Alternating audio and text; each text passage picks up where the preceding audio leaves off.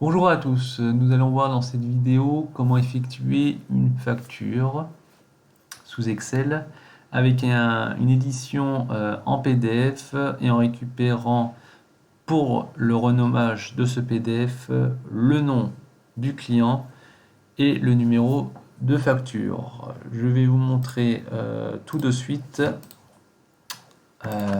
l'exemple.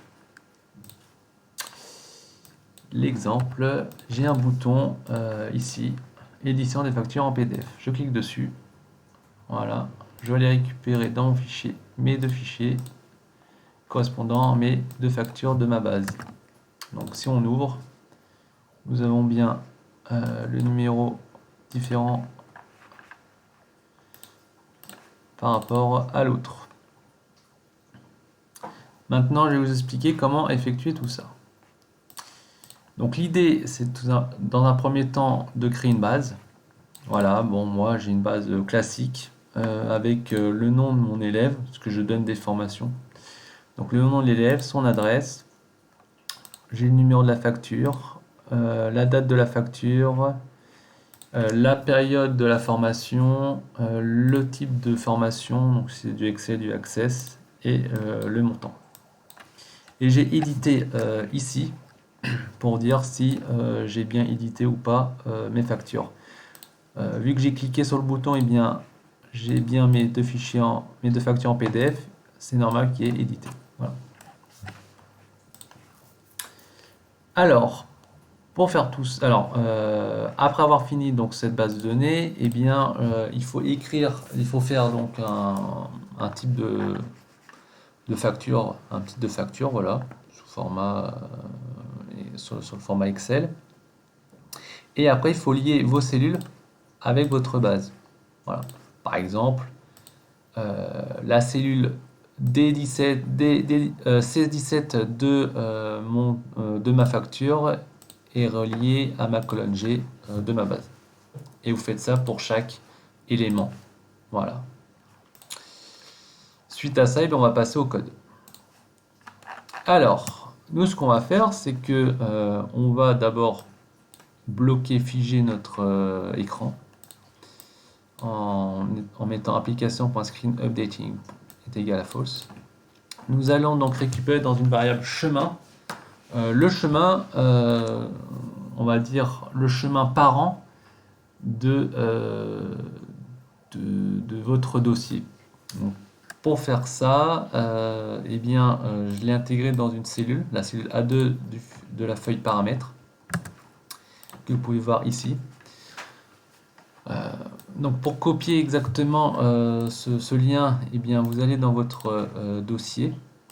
Donc le dossier que vous voulez, vous faites Shift, clic droit, vous allez cliquer sur copier en tant que chemin d'accès, et après vous cliquez vous copiez directement le lien.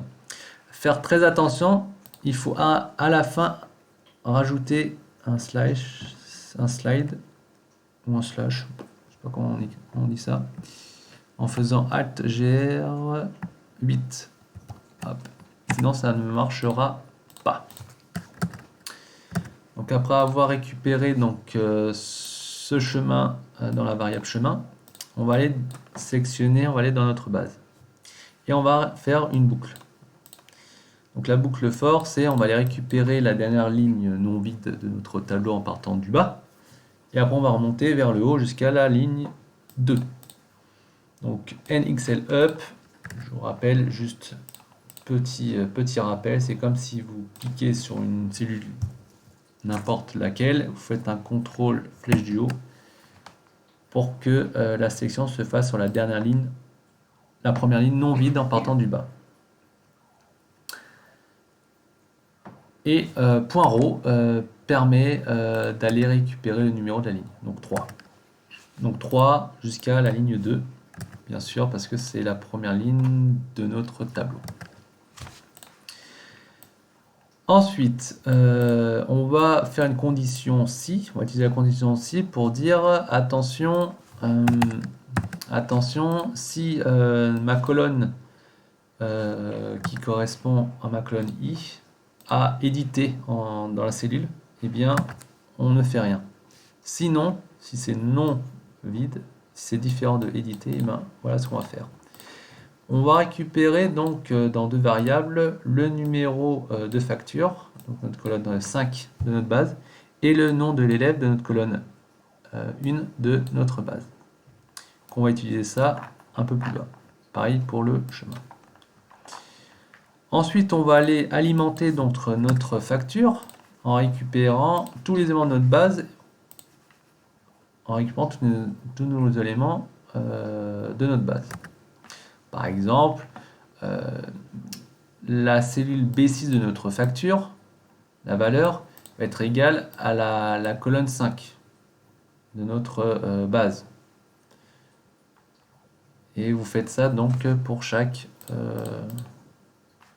élément de la facture. Donc vous avez cette cellule-là, ça, ça, ça, ça, ça et ça à indiquer. Pour finir, après avoir alimenté donc la facture grâce à votre base, eh bien, vous allez mettre éditer en colonne 9 dans votre base pour vous dire on a effectué la facture. Et pour finir, eh bien, on va mettre la facture en PDF. Donc, très important de savoir, c'est que en affichage, au niveau des sauts de page, il faut bien mettre déjà au préalable votre facture, hein, l'affichage de votre page. Sinon, ça va pas, vous allez avoir plusieurs pages et ça va être pas propre.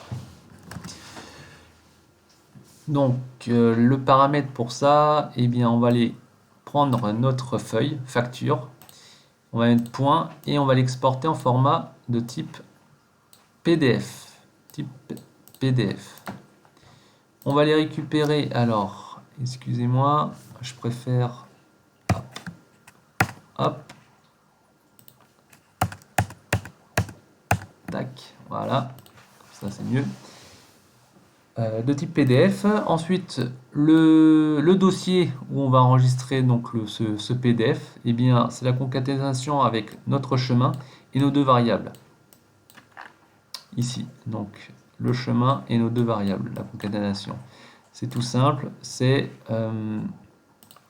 eh bien, c'est le chemin and le nom de l'élève qu'on va concaténer avec un tiret et on va reconcaténer avec le numéro de facture et pour finir on va concaténer avec le type de format, donc .pdf. Pour tout type de format, il y a point, c'est le nom du fichier, point quelque chose, .pdf, .jpeg, .gift, etc., etc. Donc là c'est .pdf. Après avoir fait ça, on fait virgule et on va mettre quelques paramètres. Voilà, paramètres, voilà, par exemple la qualité du PDF, donc en mode standard, qualité standard. Ça, je passe parce que je ne sais pas, j'avoue. On va mettre false pour l'impression. Pour ignorer le. Alors ça, print area, ignore print area. Ça, je sais pas. Aussi, j'avoue. Mais bon, parfois il faut copier bêtement les choses pour que ça marche, mais là, j'avoue, je sais pas.